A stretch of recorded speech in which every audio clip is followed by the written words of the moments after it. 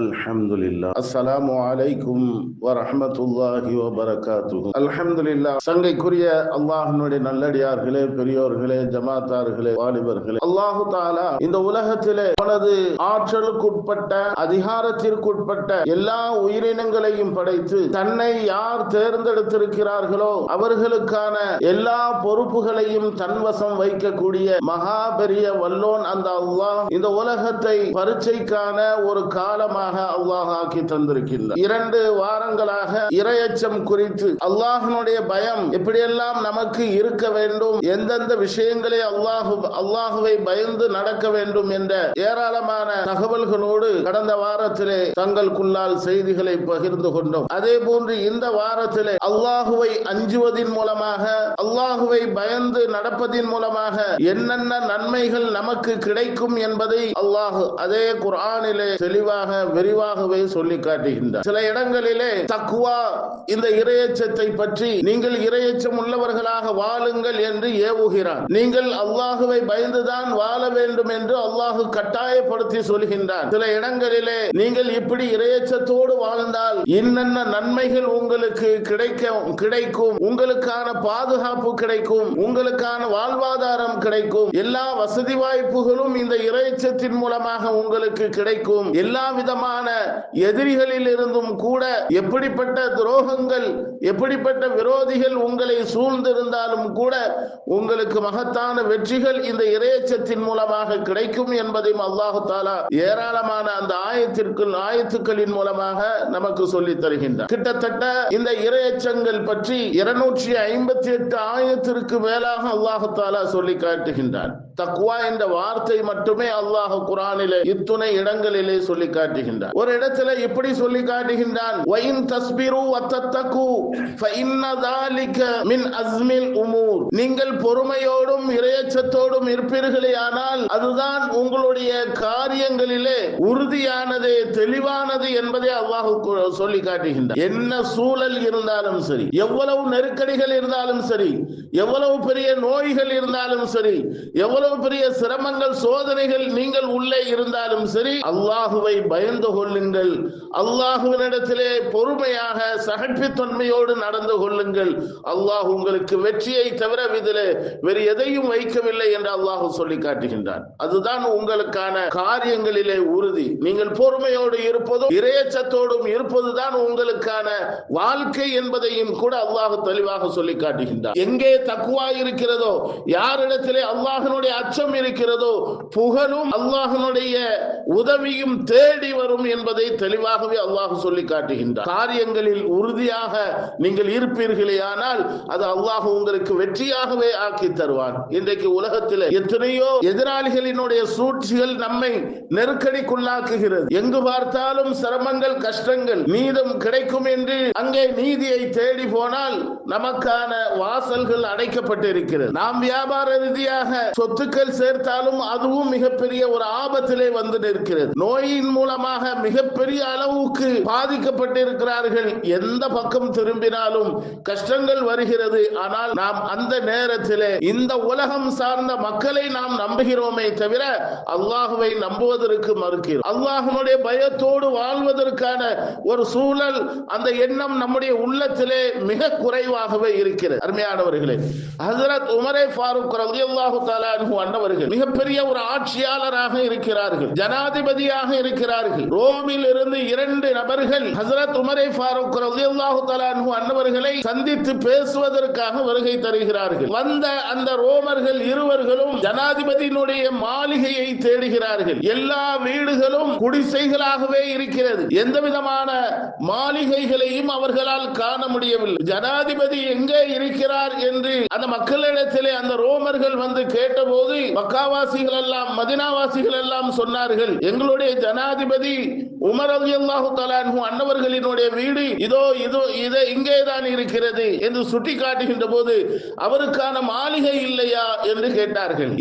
எந்த காலத்தில் எங்களுடைய ஜனாதிபதி மாளிகையிலே வாழ்ந்திருக்கிறார்? அவர்களுடைய வாழ்க்கை முழுக்க குடிசைகளிலே தானே கழிந்திருக்கிறது. அவர் எந்த ஒரு மாளிகையிலையும் அவர்கள் வாழவில்லை என்று அந்த மக்கள் சொன்ன போது மிகவும் ஆச்சரியம் அடைந்தார்கள். வீட்டை நோக்கி செல்கிறார்கள். அந்த 2 ரோமர்களும் வீட்டை பார்த்தால் கதவு இல்லாமல் இருக்கிறது. வீட்டிலே கதவுக்கு பதிலாக சாக்கை தொங்க போட்டிருக்கிறது. அவ்வளவு எளிமையாக ஒரு ஜனாதிபதி இருக்கிறார் என்று சொன்னால் அவர்களுக்கு நிச்சயமாக சந்தேகம் வரத்தான் செய்யும். அந்த சாக்கை நீக்கிவிட்டு உள்ளே குரல் கொடுக்கிறார். அந்த வந்த இருவர்களும் எங்கே ஜனாதிபதி எங்கே இருக்கிறார் என்று. உள்ளே இருந்து குரல் வருகிறது. ஹஜ்ரத் உமரே ஃபாரூக் ரலியல்லாஹு தஆலா அன்ஹு அன்னவர்களினுடைய மனைவி அவர்கள் உள்ளே இருந்து குரல் கொடுக்கிறார்கள். அவர் பகல் நேரங்களிலே வீட்டிற்கு வருவதே இல்லை. இதோ இந்த பகுதியிலே மணல் மேட்டிலே ஒரு மரத்தடி கீழே இருக்கிறார், அங்கே ஓய்வெடுத்துக் கொண்டிருக்கிறார், அங்கே சென்று பாருங்கள் என்று ஹஜ்ரத் உமரே ஃபாரூக் ரலியல்லாஹு தஆலா அன்ஹு அன்னவர்களினுடைய மனைவி தகவலை வெளியிலே சொல்கிறார்கள். இவர் இருவர்களும் ஆச்சரியத்தோடு உமர் ரலியல்லாஹு தஆலா அன்ஹு ஜனாதிபதியை தேடி செல்கிறார்கள். பாலைவன அந்த மணலிலே ஒரு மரத்திற்கு கீழால் தன்னுடைய கரங்களை தலகாணியாக வைத்து படுத்துக் கொண்டிருக்கிறார்கள். மிகவும் ஆச்சரியத்தோடு பார்க்கிறார்கள். அந்த 2 ரோமர்களும் ஹஜ்ரத் உமரை ஃபாரூக் ரலியல்லாஹு தஆலா அன்ஹு அன்னவர்களை எழுப்பி விட்டு கேட்கிறார்கள், ஜனாதிபதி அவர்களே, இப்படி தனியாக தன்னந்தனியாக யாரும் பாதுகாப்பிற்கு இல்லாத நிலையிலே சாதாரணமாக நீங்கள் உறங்குகிறீர்களே, என்ன அர்த்தம் இது என்று கேட்கிறார்கள். எங்களுடைய ரோம் நாட்டிலே ஜனாதிபதி வீடாக இருந்தால் மிகப்பெரிய மாளிகைகள் இருக்கும், அவருக்கான பாதுகாப்புகள் ஏராளமாக இருக்குமே என்று ஆச்சரியத்தோடு கேட்டபோது ஹஜ்ரத் உமர் ஃபாரூக் ரலியல்லாஹு தஆலா அன்ஹு அன்னவர்கள் சொல்கிறார்கள், ஒரு வசனத்தை ஓதி காட்டுகிறார்கள். வஅம்மா மன் காஃப மகாம ரப்பிஹி வனஹ அன்-நஃப்ஸ அனில் ஹவா. யார் அல்லாஹ்வுடைய முன்னிலையிலே அவனிடத்திலே பயந்து நடுங்கி இருக்கிறார்களோ, தன்னுடைய மனோ இச்சையையும் தன்னுடைய நஃப்ஸையும் விட்டு கட்டுப்படுத்தி அல்லாஹ்வுடைய முன்னிலையிலே பயந்து நிற்கிறார்களோ, ஃபைனல் ஜன்னத ஹியல் மவா, அவர்களுக்கு சுவர்க்கம்தான் ஒதுங்குமிடமாக இருக்கும் என்று எங்களுடைய ரப்பு எனக்கு சொல்லி இருக்கின்ற போது நான் எப்படி மாளிகையிலே உறங்க முடியும்? என்னுடைய நஃப்ஸை கட்டுப்படுத்தி கொண்டேன். ஒரு ஜனாதிபதி மாளிகையிலே உறங்கினால் மற்றவர்கள் என்ன செய்வார்கள்? எனக்கு கீழால் உள்ள என்னுடைய சகோதரர்கள் சஹாபாக்கள் எல்லாம் என்னை என்ன எண்ணுவார்கள்? அல்லாஹ்வுடைய சுவர்க்கத்தை நம்பி இருக்கக்கூடிய நான், அல்லாஹுவை பயந்து இருக்கக்கூடிய நான், அல்லாஹ் தரக்கூடிய அந்த சன்மானத்தை அந்த சுவர்க்கத்தை அடைய வேண்டும் என்ற எண்ணத்திலே அல்லாஹுவை பயந்து மக்களுக்கு சமமாக நான் வாழ்கிறேன் என்பதாக ஹஜ்ரத் உமரே ஃபாரூக் ரலியல்லாஹு தஆலா அன்ஹு அன்னவர்கள் சொன்னார்கள். பெருமானார் ஸல்லல்லாஹு அலைஹி வஸல்லம் அன்னவர்கள் சொன்ன ஒரு செய்தியையும் சொல்கிறார்கள். மன் காஃப அல்லாஹ வ காஃப லஹு குல்ல ஷை. யார் அல்லாஹுவை பயப்படுகிறார்களோ, அல்லாஹுவை பயந்து எவர்கள் நடக்கிறார்களோ அவர்களுக்கு இந்த உலகத்தில் உண்டான அனைத்து விஷயங்களும் பயந்து இருக்கும் என்பதாக பெருமானார் ஸல்லல்லாஹு அலைஹி வஸல்லம் அன்னவர்கள் சொன்னார்கள். அந்த அடிப்படையிலே என்னை அல்லாஹ்விடத்திலே ஒப்படைத்து விட்டு மக்களுக்கு நான் ஆட்சி செய்கிறேன் என்று ஹஜ்ரத் உமரை ஃபாரூக் ரலியல்லாஹு தஆலா அன்ஹு அன்னவர்கள் சொல்கிறார்கள். இந்த நேரத்திலே வந்த 2 ரோமர்களும் அவர்களினுடைய நாட்டிலே உயர்தரமான அத்தரை கொண்டு கொடுக்கிறார்கள், வாசனை திரவியத்தை கொண்டு கொடுக்கிறார்கள். ஹஜ்ரத் உமரை ஃபாரூக் ரலியல்லாஹு தஆலா அன்ஹு அன்னவர்கள் அந்த வாசனை திரவியத்தை வாங்கி பார்த்துவிட்டு இது எனக்கு தேவையற்றது, பெருமானார் ஸல்லல்லாஹு அலைஹி வஸல்லம் அன்னவர்களினுடைய ரவுலா அங்கே இருக்கிறது, வரக்கூடிய அத்துணை பேர்களும் அங்கே வந்து இந்த அத்தரை போட்டு வாசனையோடு செல்லட்டும், அங்கே வைத்து விடுங்கள் என்று ஹஜ்ரத் உமர் ஃபாரூக் ரலியல்லாஹு தஆலா அன்ஹு அன்னவர்கள் சொல்லி விடுகிறார்கள். அடுத்ததாக ஒரு அடிமையை கொடுக்கிறார்கள்.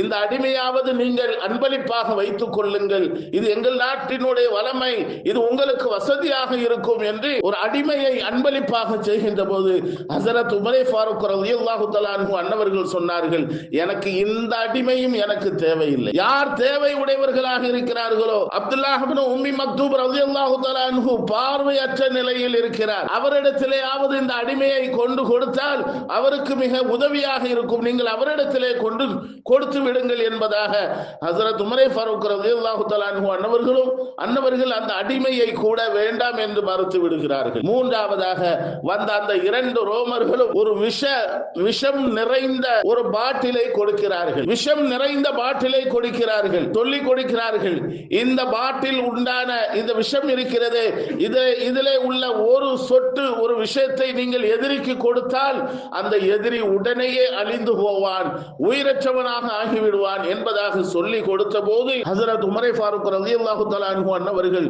அந்த விஷ பாட்டிலை வாங்கி அப்படியே அதை திறந்து முழுமையாக குடித்து விடுகிறார்கள். மிகவும் ஆச்சரியத்தோடு பார்க்கிறார்கள். என்ன உமரே, உங்களுக்கு என்ன ஆகிவிட்டது, என்ன ஆகிவிட்டது, நீங்கள் விஷத்தை இப்படி குடித்து விட்டீர்களே என்று கேட்டபோது உமர் ரலியல்லாஹு தஆலா அன்ஹு அன்னவர்கள் சொல்கிறார்கள், எனக்கு இந்த உலகத்திலே விரோதிகள் என்று யாரும் இல்லை, எதிராளிகள் என்று யாரும் இல்லை, ஷைத்தான் கூட எனக்கு விரோதியாக இல்லை.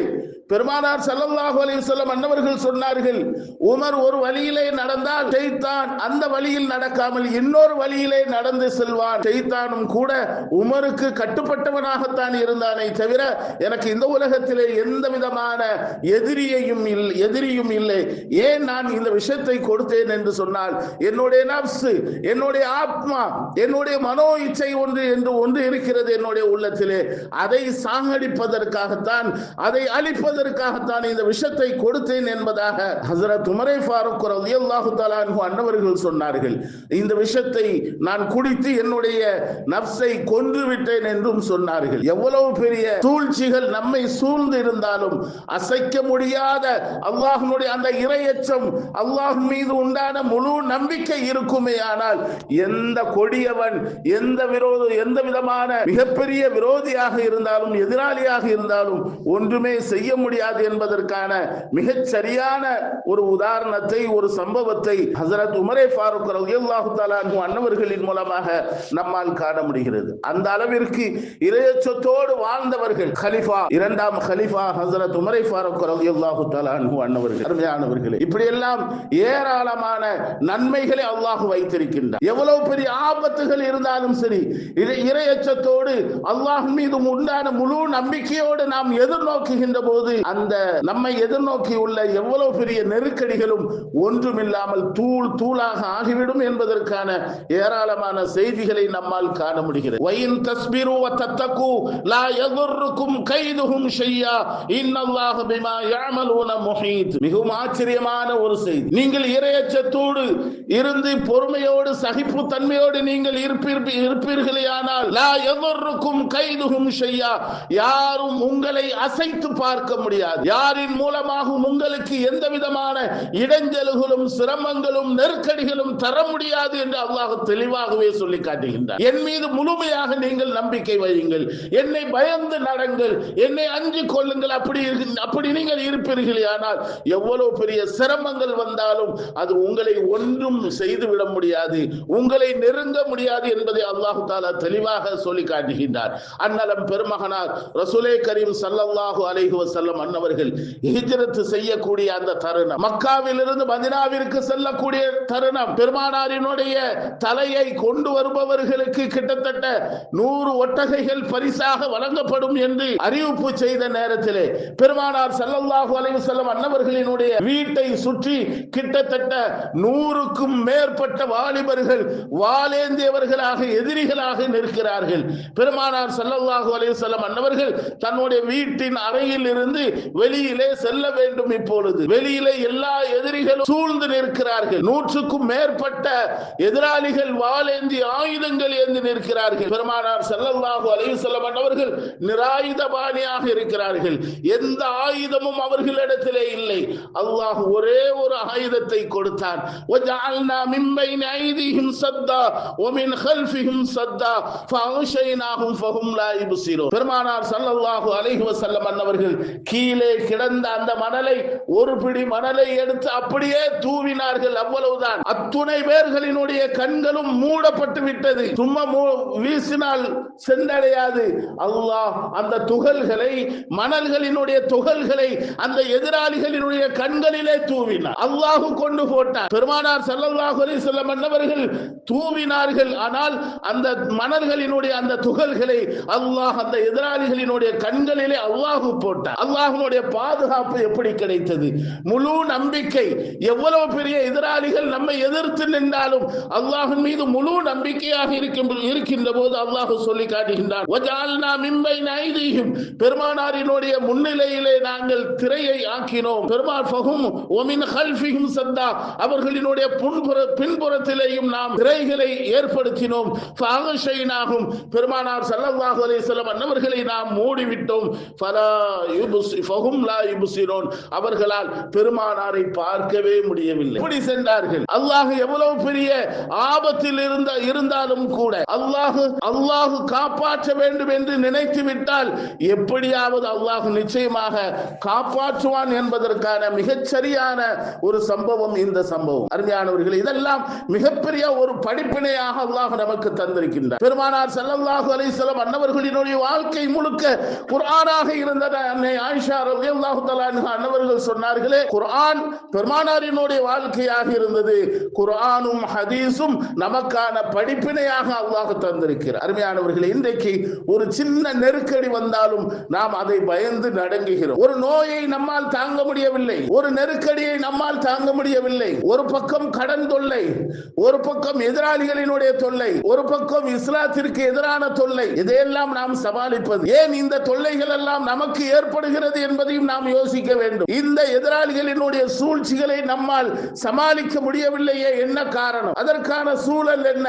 யோசிக்கிறோமா? நாம் யாராவது ஏதாவது செய்துட்டு போறா, நமக்கு என்ன? நம்முடைய வாழ்க்கை இனிமையாக இருக்கா? ஹலாலாக ஹராமாக இருந்தாலும் நம்முடைய வாழ்க்கை சிறப்பா இருக்கா? அதை நாம் யோசிக்கிறோமே தவிர நாம் செல்லக்கூடிய பாதையை நாம் யோசிக்கிறதில்லை. அல்லாஹ்வுடைய பயம் நம்முடைய உள்ளத்திலே இல்லை. தைரியமாக பாவம் செய்வதற்கு துணிந்து தைரியம் செய்கிறோம். வெட்கப்பட்டு சொல்ல வேண்டியது இருக்கிறது, மிகவும் வருத்தமாகவும் இருக்கிறது. எது ஹராம் என்று, எதை சாப்பிட்டால் 40 நாள்களினுடைய தொழுகை வீணாகிவிடும் என்று சொன்னார்களோ பெருமானார் ஸல்லல்லாஹு அலைஹி வஸல்லம், அந்த மதுவை இன்றைக்கு சாதாரணமாக அருந்துகிறார்கள். ஏதோ ஒரு விசேஷம் வீட்டில் வந்துவிட்டால் போதும். ஒரு சின்ன குழந்தைக்கு பேர் வைக்கிறதாக இருந்தாலும் சரி, குடும்பத்திலே ஒருத்தர் மௌத்தாகி விட்டார், அவருக்காக ஃபாத்திஹா ஓதுகிறோம் 40 நாள் அல்லது வருட ஃபாத்திஹா ஓதுகிறோம், ஜியாரத் செய்கிறோம் என்று சொன்னால் ஒரு சில குரூப்புகள் அப்படியே தனியாக நிற்கிறது. யோசித்து பார்க்கிறோம். தவறான வழிகளை நாம் கையில் எடுப்பது என்பது மிக ஆபத்தான ஒரு செய்தி. அந்த மது அருந்துவதனால் நமக்கு என்ன கிடைக்க போகிறது? அந்த மதுவை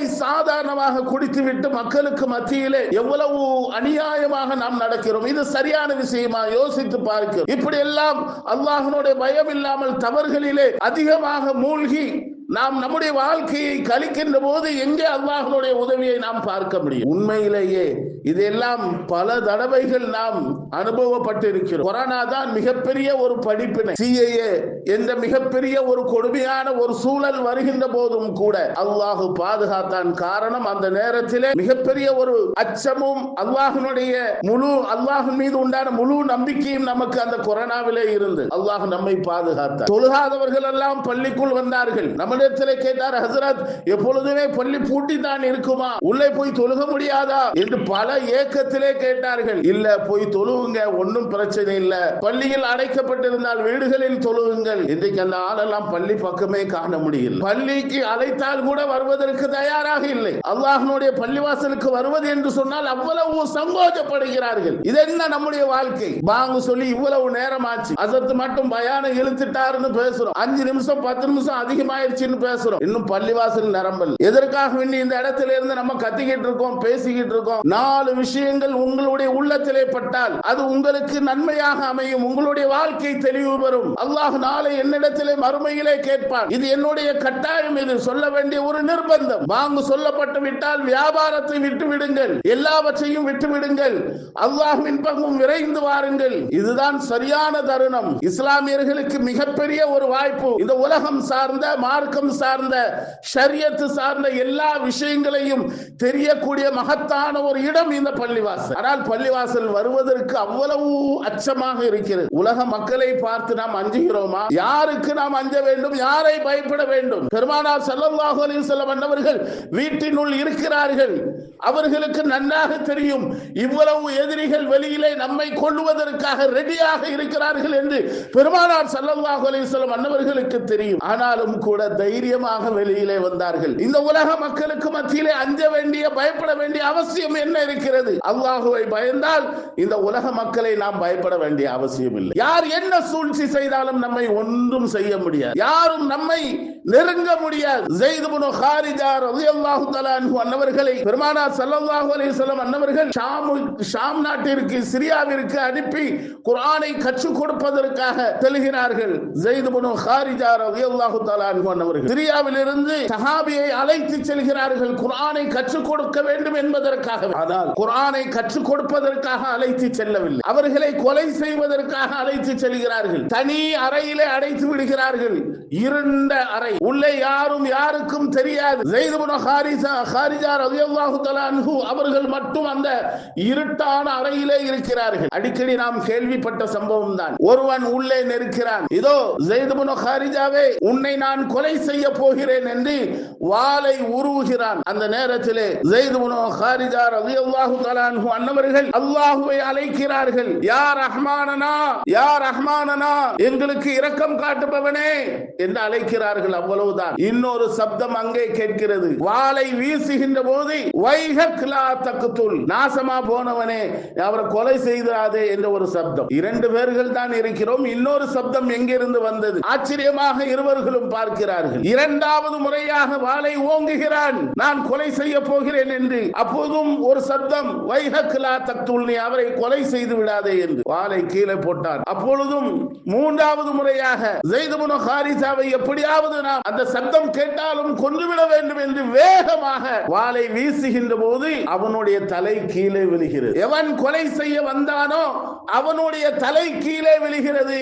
அவனும் கீழே விழுகிறான். பின்னால் கருப்பு நிறத்திலே ஒருவர் வந்து நிற்கிறார். ஸைத் இப்னு ஹாரிஜா ரலியல்லாஹு தஆலா அன்ஹு அன்னவர்கள் கேட்கிறார்கள், மன் அன்த, நீங்கள் யார்? அன ஜிப்ராயில், நான் ஜிப்ராயில் வந்திருக்கிறேன் சொல்றாங்க. ஸைத் இப்னு ஹாரிஜா ரலியல்லாஹு தஆலா அன்ஹு அன்னவர்களிடத்திலே சொல்கிறார்கள், ஸைத் இப்னு ஹாரிஜாவே, முதல் தடவையாக யா ரஹ்மானனா என்று அழைக்கின்ற போது நான் அல்லாஹ்வுடைய அர்ஷுக்கு கீழால் இருந்தேன். இரண்டாவது தடவையாக அழைக்கின்ற போது முதல் வானத்திற்கு வந்து விட்டேன். மூன்றாவது தடவையாக நீங்கள் அழைக்கின்ற போது அவனை தலையை சீவி விட்டேன் என்று சொன்னார்கள். அல்லாஹ்வுடைய உதவி யாரின் மூலமாகவும் கிடைக்கும். நம்ம முயற்சி செய்துதான் அந்த காரியத்தை நிறைவேற்ற வேண்டிய அவசியம் இல்லை. முழு நம்பிக்கை அல்லாஹ்வின் மீது வர வேண்டும். முழு அச்சம் அல்லாஹ்வின் மீது வர வேண்டும். இந்த உலகத்தில் நம்மை யார் என்ன செய்ய முடியும் என்ற ஒரு தைரியம் நமக்கு இருக்கிறது. ஆனால் அல்லாஹ் செய்ய நினைத்தால் உடனடியாக செய்து விடுவார். எவ்வளவு பெரிய நெருக்கடிகள் இருக்கட்டும், எவ்வளவு பெரிய கஷ்டங்கள், சிரமங்கள், மன உளைச்சல்கள் இருக்கட்டும், அல்லாஹ்விடத்திலே ஒப்படைக்க வேண்டும். நம்முடைய பயத்தை அல்லாஹ்விடத்திலே ஒப்படைத்தால் எவ்வளவு பெரிய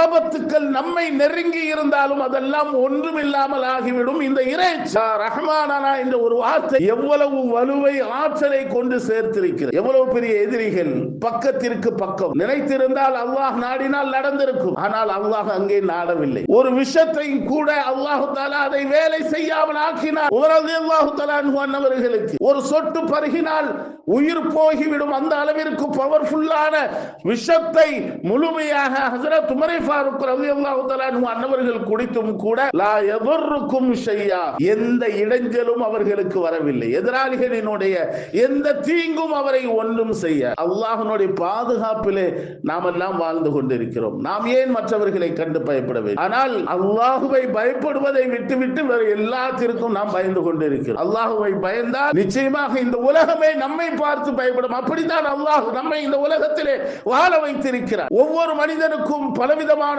ஆற்றலை அல்லாஹ் தந்திருக்கிறான். ஒவ்வொரு மோமினுக்கும் 100 வலுவுள்ள ஆற்றல் அல்லாஹ் தந்திருக்கிறான். ஆனால் அந்த ஆற்றலை, அந்த வெகுமதியை, அல்லாஹ் தந்த அந்த பவரை, ஈமானை நாம் முழுமையாக பயன்படுத்தவில்லை. ஒரு சின்ன விஷயம் வந்தாலும் பயந்து நடுங்குகிறோம். ஆபத்து நம்மை நெருங்கி விடுமோ, நம்மை ஏதாவது செய்து விடுமோ என்ற ஒரு அச்சம். உண்மையிலேயே அந்த ஈமானும் அந்த சகிப்பு தன்மையும் பொறுமையும் நமக்கு இருக்குமேயானால் வயின் தஸ்பிரு வதத்தகு லா யதுர்ருக்கும் ஷையா, எந்த எதிரியும் நம்மை ஒன்றும் செய்யும், எவ்வளவு பெரிய தீங்குகளும் நம்மை ஒன்று செய்ய முடியாது. மாறாக அல்லாஹ்வுடைய கண்ணியமும் அல்லாஹ் நமக்கு தர வேண்டிய உதவிகளையும் அங்கே நமக்கு செய்வான் என்பதாக பெருமானார் ஸல்லல்லாஹு அலைஹி வஸல்லம் அன்னவர்களினுடைய வாழ்க்கையிலேயே ஏராளமான படிப்பினைகளை நம்மால் காண முடிகிறது. உமை யத்தகில்லாஹ யஜஅல் லஹு மக்ரஜா வ யர்ஸுகுஹு மின் ஹைஸு லா யஹ்தஸிப், நீங்கள் அல்லாஹ்வை பயந்து நடப்பீர்களேயானால் அல்லாஹ் உங்களுக்கு வழிகளை லேசாக்கி திறந்து கொடுப்பான். நீங்கள் அறியாபுரத்தில் இருந்து அல்லாஹ் ரிஸ்குகளை வாரி வழங்குவான். நபி சுலைமான் அலைஹிஸ்ஸலாம் அன்னவர்கள் கடலினுடைய ஓரமாக நடந்து செல்கிறார்கள். இந்த உலகத்தை ஆண்ட அதிகாரம் உள்ள நபி சுலைமான் அலைஹிஸ்ஸலாம். ஒரு எறும்பு ஊர்ந்து செல்கிறது, ஒரு கோதுமையை உருட்டி செல்கிறது. அந்த கோதுமை இந்த எறும்பை விட மிக பெரியது. நம்மளால் தான் நமக்கு நம்ம வெயிட்டை விட குறைவா தூக்க முடியும். நம்மளால 100 கிலோ தூக்க முடியும்னா முடியாது. 25 கிலோவே அவ்வளவுதான். அங்க பிடிச்சிருச்சு, இங்க பிடிச்சிருச்சு சுருங்கும். அந்த எறும்பினுடைய வெயிட்டை விட மிகப்பெரிய வெயிட் அந்த கோதுமை. அதை உருட்டி உருட்டி செல்கிறது. பார்க்கிறார்கள் சுலைமான் அலைஹிஸ்ஸலாம் உருட்டி உருட்டி சென்று ஒரு தேரை வந்து நிற்கிறது. அந்த தேரையின் மீது இந்த எறும்பு அந்த கோதுமையோடு ஏறுகிறது. அந்த தேரை மிகப்பெரிய ஒரு பாறைக்கு செல்கின்றது. அந்த பாறையிலே ஒரு புழு ஊர்ந்து செல்கிறது. ஊர்ந்து செல்லக்கூடிய அந்த புழுவுக்கு இந்த கோதுமையை இந்த எறும்பு கொண்டு கொடுக்கிறது. யார் பார்க்கிறார்?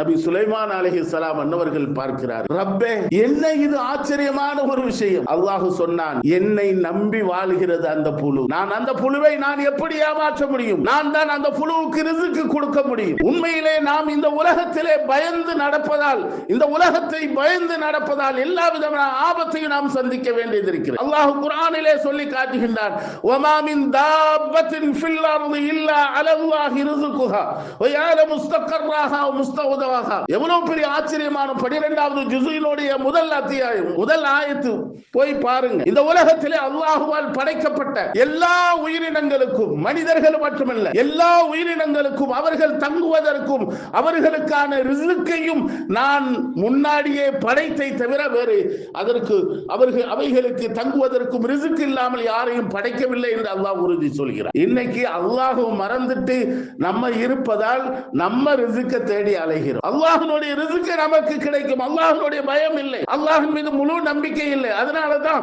பாங்கு சொன்னதுக்கு அப்புறமும் வெள்ளிக்கிழமை நம்ம வியாபாரம் செய்யணும் என்று செய்யும் போது நீ லட்சம் ரூபாய் சம்பாதித்தாலும் சரி அது நன்மை அடையவே செய்ய பாங்குக்கு முன்னால் வெறுமனே 1000 ரூபாய் தான் நமக்கு லாபம் கிடைக்கிறது என்று சொன்னால் அதிலே லட்சம் ரூபாய்க்கான லாபத்தையும் பரக்கத்தையும் அல்லாஹ் வைத்திருக்கிறார். இன்னைக்கு எல்லோரும் நம்ம நினைச்சிருப்போம், இவ்வளவு வேணும், ஒரு மாசத்துக்கு இவ்வளவு இருந்தாதான் நம்மளால காலத்தை தள்ள முடியும், ஒரு மாசத்தை கழிக்க முடியும். கிட்டத்தட்ட ஒவ்வொருத்தரும் நினைச்சு வச்சிருப்பாங்க, ஒரு குடும்பத்தை கழிக்கிறதுக்கு 2 பிள்ளைகள், கணவன் மனைவி, குறைஞ்சது ஒரு 30,000 ரூபாய் வேணும். எல்லாருடைய சூழலும் அப்படிதான். மருத்துவம் இருக்கிறது, எல்லாமே இருக்கிறது, வீடு வாடகை இருக்கிறது, எல்லாமே இருக்கிறது, உணவு உட்பட ஒரு 30,000 ரூபாய் வேணும். எல்லா மக்களும் 30,000 ரூபாய் சம்பாதிக்க முடியுதா? எத்துணை பேர்கள் வெறுமனே 10,000 ரூபாயை வைத்து மாதத்தை கழிக்கிறார்கள். 10,000 ரூபாய் மட்டுமல்ல, அதிலே 1000 ரூபாய்க்கு மேலாக மிச்சம் பிடிக்கிறார்கள். அவர்கள் நீயத்து ஹஜ்ஜுக்கு போக வேண்டும்.